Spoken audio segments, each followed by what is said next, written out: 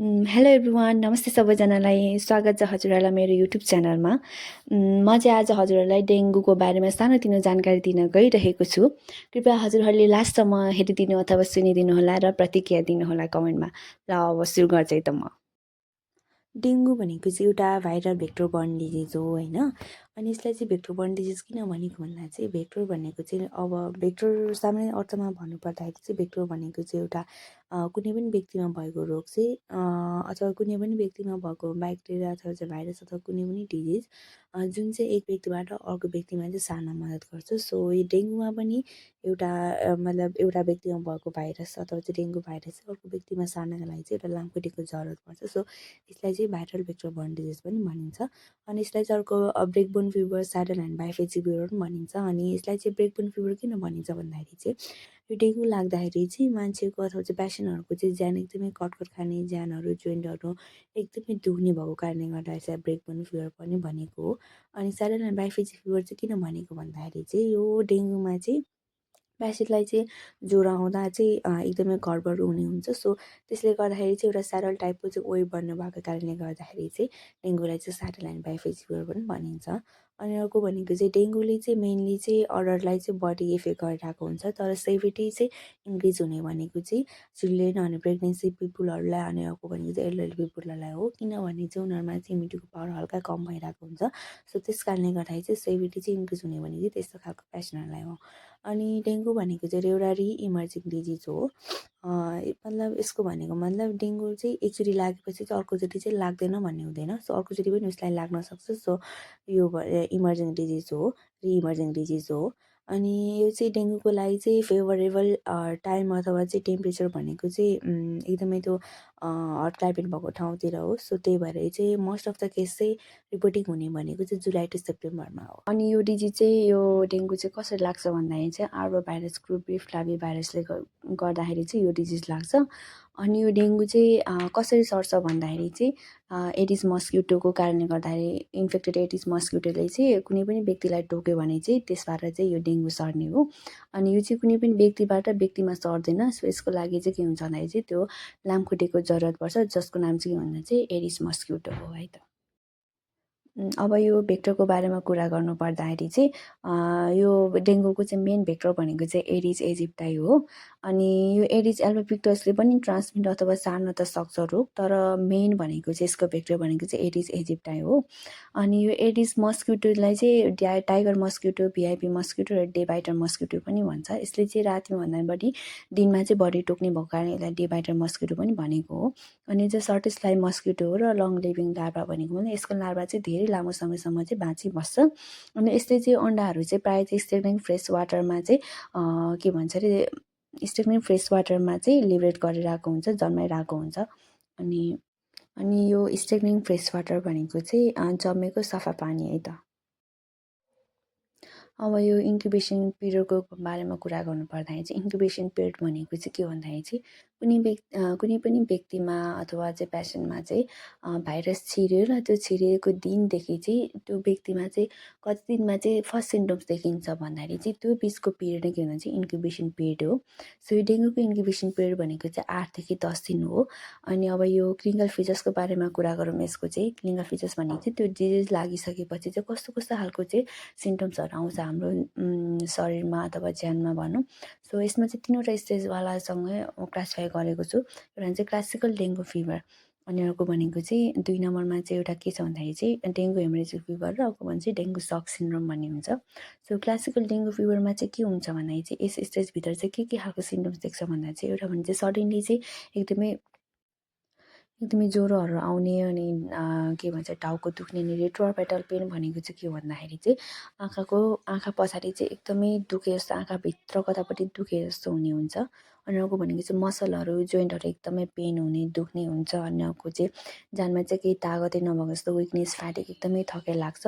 अनि अर्को भनेको चाहिँ स्किनमा चाहिँ मसिनो खालको भने चाहिँ म्याकुलोपेब्रल र्यासेसहरू, त्यस्तो खालको चाहिँ सानो सानो इरिथेमेटस र्यासेसहरू भने एकदमै रातो रातो सानो सानो धब्बा टाइपको चाहिँ र्यासेसहरू पनि आइरहेको हुन्छ। र अनि यसमा चाहिँ के हुन्छ भने चाहिँ भमिटिङहरू अनि उल्टी आउला जस्तो हुने पनि हुन्छ है त।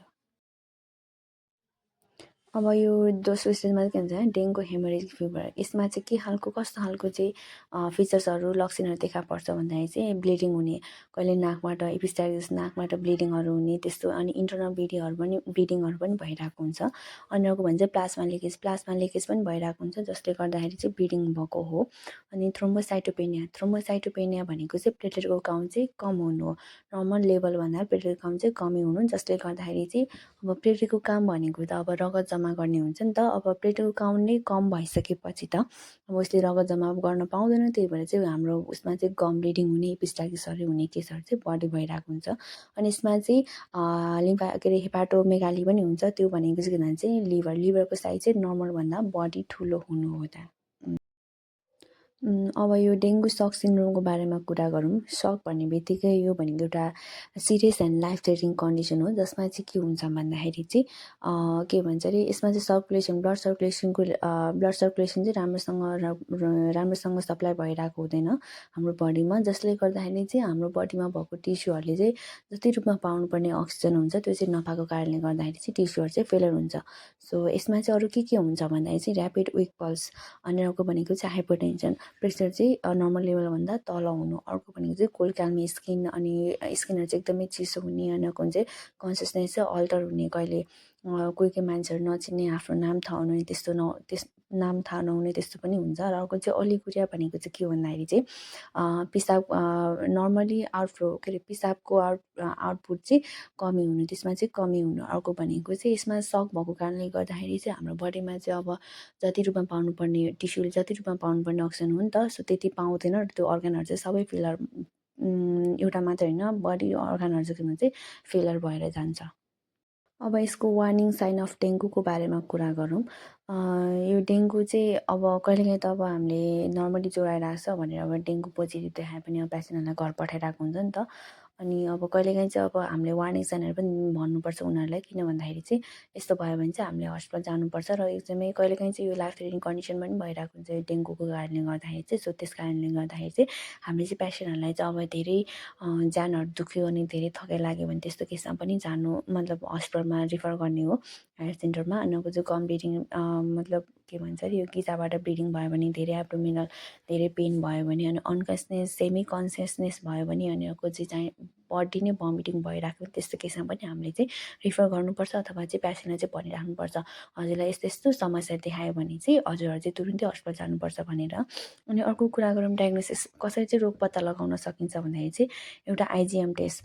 यो आइजिएम भनेको चाहिँ एउटा इम्युनोग्लोबिन हो। अब इम्युनोग्लोबिन भन्नाले चाहिँ के भन्दाखेरि चाहिँ हाम्रो एउटा बडीको चाहिँ एउटा एन्टिबडी भनौँ, जसले चाहिँ कुनै पनि इन्फेक्सनबाट चाहिँ त्यसको अगेन्स्टमा चाहिँ अट्याक गर्नको लागि चाहिँ हामीले चाहिँ इम्युनिटी प्रोभाइड गर्छ। सो यो डेङ्गु केसमा चाहिँ आइजिएम टेस्ट गर्दाखेरि चाहिँ त्यो चाहिँ पोजिटिभ देखाउँछ। अनि अर्को भनेको चाहिँ आरटिपिसिआर भन्ने एउटा ल्याबोरेटरी डायग्नोसिस अथवा चाहिँ ल्याबोरेटरी टेस्ट हो, जुन चाहिँ ल्याबबाट हामीले टेस्ट गऱ्यौँ भने चाहिँ यो पोजिटिभ देखायो भने पनि के हुन्छ भन्दाखेरि चाहिँ डेङ्गु चाहिँ लागेको भन्ने थाहा हुन्छ। अनि यो पनि एउटा डेङ्गुको चाहिँ यो आरटिपिसिआर भन्छ डायग्नोसिस अफ चोइस पनि भयो। अनि अर्को भनेको चाहिँ टर्निक्वेट टेस्ट। टर्निक्वेट टेस्ट भनेको चाहिँ कस्तो हो भन्दाखेरि चाहिँ हाम्रो पहिला पेसेन्टको चाहिँ प्रेसर हेर्नु पऱ्यो। जस्तो अब 120/80 पेसेन्टको प्रेसर चाहिँ 120/80 छ भने त्यो 120 + 80लाई जोड्ने, अनि कति आउँछ त्यसलाई चाहिँ 2ले डिभाइड गर्ने, अनि जति आउँछ त्यति नै बिपी कफले चाहिँ जस्तै अब 55 के भन्छ अरे 2ले डिभाइड गर्दाखेरि चाहिँ 55 आयो भने चाहिँ त्यो बिपी कफले चाहिँ त्यो 55 लेभलमा पुर्याउने प्रेस गरेर, अनि गरिसकेपछि चाहिँ 4-5 मिनट 5-10 मिनट राख्ने उसलाई। अनि राखिसकेपछि त्यसमा चाहिँ अब ऱ्यासेसहरू देख्यो भने चाहिँ अनि त्यो यसमा चाहिँ डेङ्गु लागेको है भन्ने चाहिँ थाहा हुन्छ। सो यो भनेको चाहिँ एउटा टर्निक्वेट टेस्ट हो चाहिँ। अनि टर्निक्वेट टेस्टमा चाहिँ कति आयो भने चाहिँ त्यस्तो टेस्टमा चाहिँ कति आयो भने पोजिटिभ भन्दा चाहिँ 20 अथवा चाहिँ त्योभन्दा बढी चाहिँ त्यस्तो प्याचेस अथवा चाहिँ रेडनेसहरू त्यो स्किनमा मुनि चाहिँ त्यस्तो रेडनेसहरू देख्यो भने चाहिँ डेङ्गु लागेको भन्न सकिन्छ है। सो यो पनि एउटा टर्निक्वेट टेस्ट पनि एकदमै इम्पोर्टेन्ट छ यो डेङ्गु डायग्नोसिस गर्नका लागि चाहिँ। अब यो ट्रिटमेन्टको कुरा गरौँ, यसमा चाहिँ यसको चाहिँ स्पेसिफिक कुनै पनि ड्रग हुँदैन। जस्तै अब प्रेसरहरूको, सुगरहरूको त अब कुनै स्पेसिफिक ड्रगहरू हुन्छ नि त त्यसको त, तर यसमा चाहिँ कुनै पनि स्पेसिफिक ड्रग हुँदैन। सो यसमा चाहिँ हामीले गर्ने भनेको चाहिँ सिम्टोमेटिक म्यानेजमेन्ट हो। जस्तै अब फिभरहरू आइरहेको छ भने त्यस्तो केसमा अब हामीले प्यारासिटामोल दिनु पऱ्यो, त्यो पनि प्लेन सिटामोल।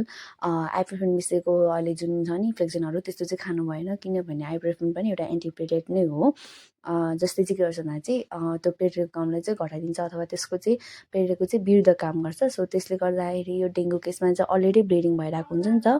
सो त्यस कारणले गर्दाखेरि चाहिँ त्यही भएर त्यो ब्लिडिङ चाहिँ मतलब झन् ब्लिडिङलाई बढाउँछ नि, त्यही भएर यसमा चाहिँ आइब्रुफेन चाहिँ हामीले के गर्छ, कन्ट्राइन्डिकेटेड गर्छौँ। सो यसमा चाहिँ सेफेस्ट ड्रग्स भनेकै हामीले प्यारासिटामोल हो। अनि अर्को भनेको चाहिँ हामीले अब न्युट्रिस डाइटहरू दिनु पऱ्यो, झोलिलो खानेकुराहरू खानु पऱ्यो, अनि त्यही नै हो। अनि अब जस्तै अब हेमरेज केसहरू छ भने, त्यस्तो अब ब्लिडिङहरू भइरहेको छ भने, अनि प्लेटलेट काउन्ट एकदमै कमै भइरहेको छ, अनि अहिले मैले अगाडि भनेको थिएँ नि वार्निङ सिम्टम्सहरू, त्यस्तो सिम्टम्सहरू आयो भने चाहिँ त्यस्तो केसमा चाहिँ हामीले धेरै आइसियूतिर अनि हस्पिटलतिर चाहिँ रिफर गर्नुपर्ने हुन्छ। अनि अर्को भनेको चाहिँ प्रिभेन्सनमा चाहिँ मेन भनेको बेस्ट प्रिभेन्सन भनेको चाहिँ यसको लामखुट्टेको टोकाइबाट बस्ने हो। जस्तै अब यसमा चाहिँ हामीले एउटा long lasting insect saturated bed net भन्ने हुन्छ। सो त्यसबाट नि त्यो नेट चाहिँ हामीले रियुजेबल हुन्छ, जो खप्छ त्यो चाहिँ हामीले युज गर्न सक्छौँ। अनि अर्को भनेको चाहिँ यसमा रिपेलेन्ट्सहरू हुन्छ। सो त्यो रिपेलेन्ट्सबाट पनि त्यसबाट पनि अब त्यस्तो लायो भने पनि लामखुट्टे टाढा भाग्छ, जो शरीरमा मतलब टोक्न पाउँदैन उसले चाहिँ। अनि अर्को भनेको चाहिँ अब खेतबारीतिर जाँदाखेरि, खेतमा काम गर्दा जाँदाखेरि चाहिँ, अब घरभन्दा बाहिर जाँदाखेरि चाहिँ त्यस्तो केसमा चाहिँ फुल क्लोथिङ मजाले आफ्नो बडीहरू चाहिँ कभर गरेर जानु पऱ्यो। सो त्यसबाट पनि बस्न सकिन्छ। अनि अर्को भनेको चाहिँ यो चाहिँ अब यसको लार्भाहरू चाहिँ मैले भने नि अगाडि नै, त्यो स्टेग्निङ फ्रेस वाटरमा चाहिँ बडी भइरहेको हुन्छ नि त। सो त्यसले एक लेब्रेड अथवा चाहिँ पार्छ नि त। सो त्यसले नै हामीले त्यो स्टेग्निङ फ्रेस वाटरलाई खोजेर हामीले त्यहाँनिर तिनीहरू त्यस्तो खाल्डाखुल्टीहरूलाई चाहिँ अब पुऱ्यौँ भने त्यस्तोबाट पनि हामीले चाहिँ मतलब तिनीहरूको लार्भाहरूलाई मार्न सक्छौँ। सो त्यही हो, लार्भाहरू नै खोज्ने हो, अनि त्यही अनुसार डिस्ट्रोय गर्ने हो तिनीहरूलाई चाहिँ। अनि अर्को भनेको चाहिँ लार्भिसाइड पनि युज गर्न सकिन्छ। सो यो भनेको चाहिँ यसको प्रिभेन्सनहरू भयो। सो यसको चाहिँ डेङ्गुको चाहिँ मेन प्रिभेन्सन भनेको चाहिँ के हो भन्दाखेरि चाहिँ त्यही लामखुट्टेको टोकाइबाट बस्ने हो।